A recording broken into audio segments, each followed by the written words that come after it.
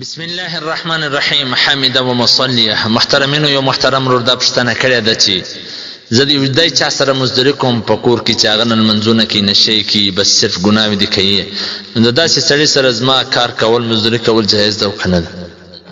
د تعلیم الاسلام د ادارې لخوا وړاندې کیږي ستاسو د پوښتنو جوابونکی مولوي عبدالرحمن صمیم صاحب.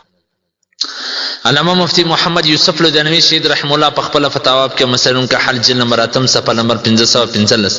هغه دالي کړی دی چې کار خو د کافر سره هم کول جایز دی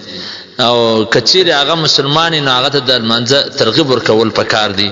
او په ایبانه سره د یو نیک سړي صحبت سره بوز ان شاء الله هغه به منځګزار شي. په حواله ده الله جل شانه فرمایي چې ادعو الى سبيل ربك بالحكمه والموعظه الحسنه چې تی په حکمت سره او خلکو ته ترغیب ورکي دعوت ورکي په نصيحت سره نو کار کول خو محترمه په نفسه جایز دی لیکن